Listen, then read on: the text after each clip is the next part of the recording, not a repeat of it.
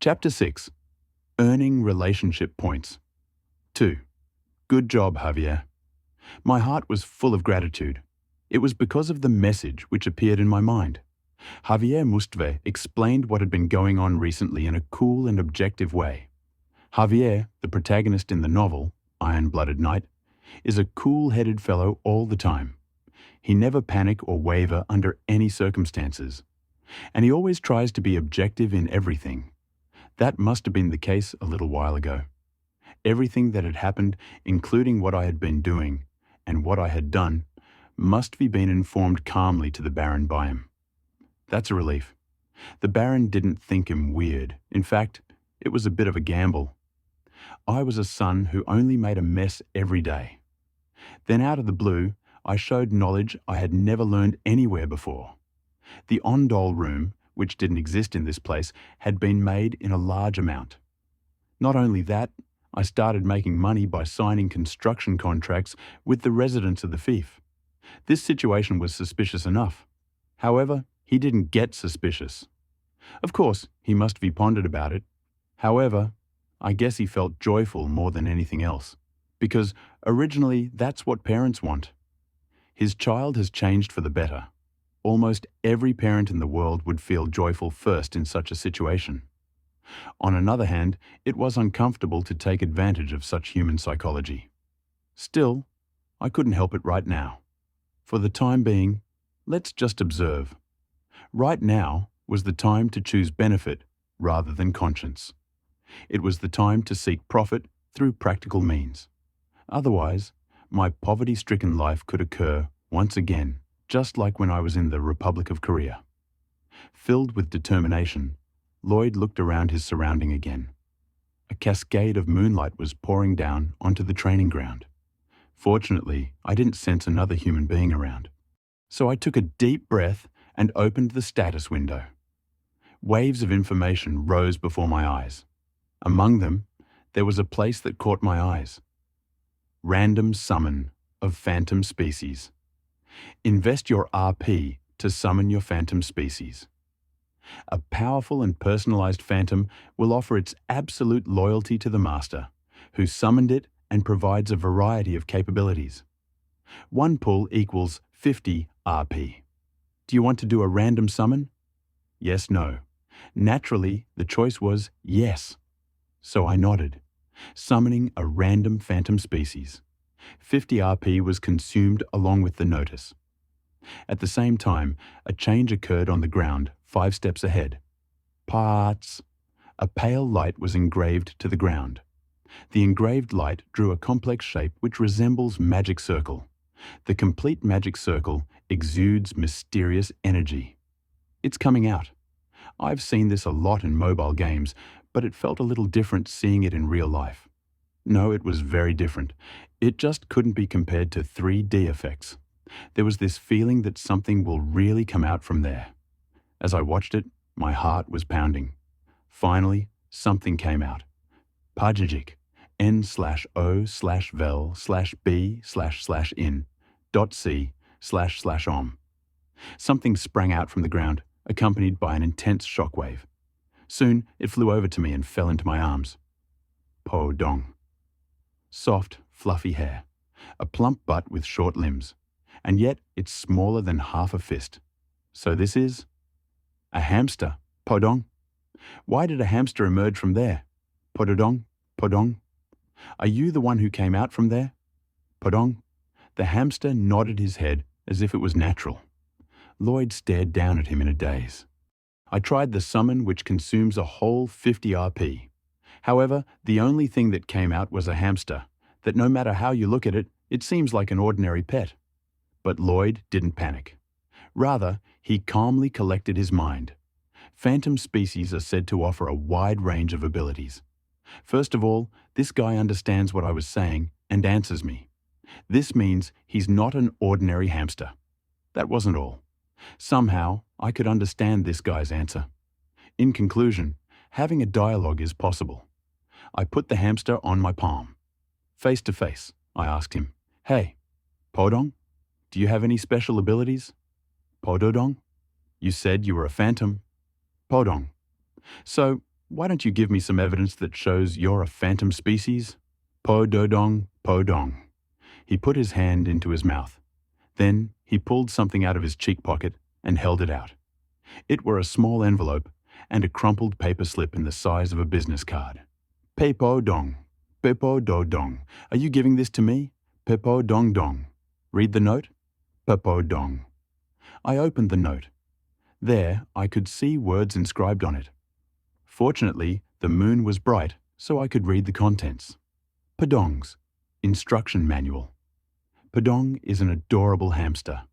Please take care of him with lots of love. As his summoner, Padong is absolutely loyal to you. Phantoms are lifelong pet companions and family members. Please don't throw him away. Feed Padong 1 out of 2 kinds of enclosed sunflower seeds and his size will change. Red sunflower seeds makes Padong bigger. Maximum retention time equals 12 hours. Blue sunflower seeds makes Padong smaller. Please feed this to him before he exceeds the maximum retention time of gigantification. After 12 hours without eating a blue sunflower seed, Padong automatically returns to his small appearance. However, he will get exhausted and gigantification will be impossible for 24 hours. The 2-color sunflower seeds cost per set is 1 Rp. Podong can use a variety of skills in giant state. Digging, level 1. Packing dirt, level 1. Cheek pockets, level 1. Digging the ground and packing it. No way. Does that mean he plays the role of an excavator? After reading the manual, Lloyd opened the enclosed envelope. As expected, the envelope contained sunflower seeds. There are 10 red and 10 blue seeds. Lloyd looked at the hamster. No, Podong. Hey, Podong, do you get bigger if you eat this? Podong, how big? Podong, tremendously. Podong, how much bigger is it? This guy, he's so small. Size is a relative concept. I wondered how big he would grow if he got bigger here. Even if he's just as big as a human being, he would be really useful. I've never had a hamster. However, I heard that hamsters are great at digging burrows. That's why I had high expectations that if he was the size of a human being, he could do a few people's work at once. Let's check it first then. Podong, let's put you down first. Podong. I put him on the ground. Then I held out the sunflower seeds. Would you like to try some of this? Podong? Smells good, doesn't it? Podong. Podong? Here, it's going to be delicious. Podong? He sniffed the sunflower seed. When I gave him the red sunflower seed, he put it in his small mouth and chewed it. In the meantime, Lloyd stepped back a few steps. How big will it be? With half expectation and half concern, I looked at Podong. The moment Podong swallowed the red sunflower seed he had been chewing, boom! He got bigger, approximately 10 meters in size. Whoa! Awesome! Lloyd raised his head in disbelief. Podong, whose face was far above him, had transformed into a giant hamster. If I hadn't stepped back enough, I might have gotten hit by him and flew away like a ball. It was an instant gigantification, just like popcorn when it pops, or like an airbag when it's deployed. His volume rapidly increases at once. Then, what would happen if I didn't clear the streets properly? People could get hit by his growing body and fly away. Just like a car accident. Let's be careful next time. With a firm resolution, I looked up at Podong. Anyway, I need to test this guy's performance now. Hey, can you hear me? Podong? His enormous head looked down my way. Fortunately, his eyes still looked innocent. I didn't have to worry about being eaten. Would you like to start digging? Podong, from here to there, can you make it 2 meters deep evenly? Podong? Podong! He nodded his head. While stumbling on his huge, fluffy buttocks, he moved to the position I just pointed out. Then he began to move his 2 short paws at almost the speed of light. Po-do-do-do-dong, hua-ba-ba-ba-bat. He made a storm of dirt. Piles of soil sprang up explosively. Amidst that, his bulky figure advanced without hesitation. After about 3 minutes, a huge furrow of 2 meters deep and 20 meters long was made in the training ground's backyard. Whoa! This was beyond my imagination. This was also beyond my expectation. However, Lloyd quickly got rid of his admiration. There was no time to be amazed. Because I don't know when anyone's going to see this, finish the test as quickly and efficiently as possible. Thinking so, Lloyd said, "Good job. Next is packing the ground. Pipodong, refill the furrow you just made, as flat as possible. Pipododong, can you do it? Pipodong!" He moved immediately. Positioning himself in front of the furrow he just made, he shook his bouncy buttocks and spread his front paws wide. Then he moved left and right like a hurricane. Pipododong, pa-ba-ba-ba-bat. If the move from a moment ago was just like a storm of soil, this move was like a vacuum cleaner. His supple buttocks became his center of gravity. Using the butt as a firm weight, his upper body moved quickly from side to side. Earlier, he dug the ground and splattered soil all over the place. Now, he pushed it back into the furrow. Advancing without an ounce of hesitation, every step forward, the furrow was filled up. However, that wasn't the end. Pododong. The guy who filled up the furrow until the end laid himself down. Then he began to roll along the furrow. Once forward, once backward. That was enough. His heavy and chubby sides literally flattened the ground like a giant road roller. Thanks to him rolling back and forth, the uneven ground had been smoothed out. Not even a trace that a furrow was dug left. Good, very good. The more I saw it, the more satisfied I was. The 50 RP invested to summon him felt worth it. Thank goodness. I got in a bit of a sensitive situation when I was collecting RP. I deliberately visited the Baron who was in dispute with the creditors. Then I appealed to him by talking a tad too much. All of it was done to increase the Baron's favorability. It's worth the risk of being questioned. Then, let's test your final skill. Lloyd looked up at Podong, who was proud to see the furrow he had filled. "Hey, Podong. Podong, do you have cheek pockets? Podong, can you store stuff in there? Pododong, Podong, is it possible? How much? Podong!" He pointed his front paw to the other side of the yard.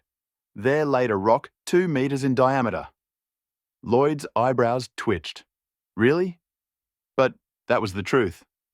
Before I could be said anything, he moved and put the rock inside one of his cheek pockets. "Puduung, whoa!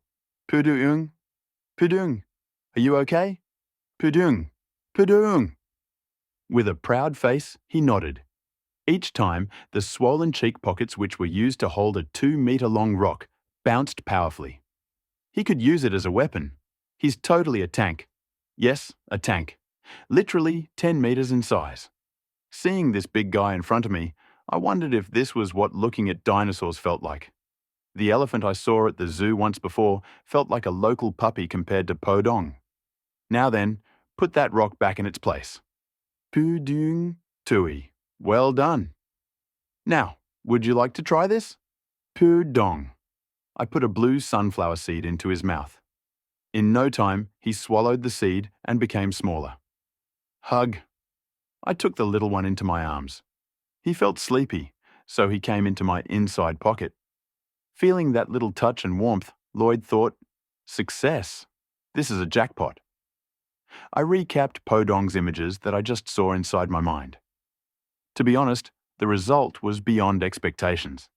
He dug up a 20 meters long and 2 meters deep furrow in only 3 minutes. It was perfectly flattened, and he stored a few tons of rock in one cheek pocket. A high-performance excavator, the perfect road roller, plus equipped with a dump truck. This felt like getting a MacGyver of the heavy equipment world. 3 functions in one body. With this ability, it was worth spending rupiah to buy sunflower seeds for the transformation. In addition, he's very portable. Before I knew it, Podong was fast asleep in my inner pocket. Perhaps, for the time being, I have to hide this guy.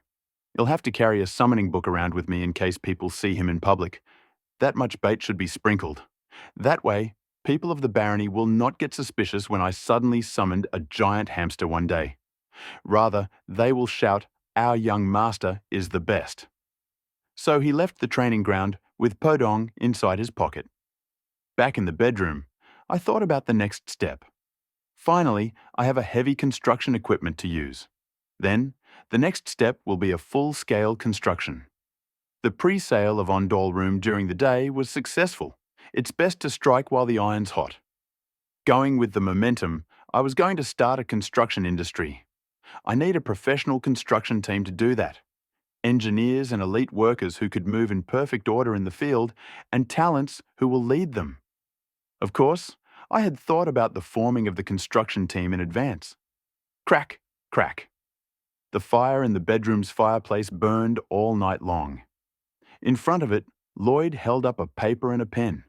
Recalling back his memories, he began to make a list of all the main characters who appeared in the early part of the Iron-Blooded Knight novel. That was a monumental moment when the ordinary knights and guards of Frontera Baroni first turned into a full-fledged Labour-style combat unit.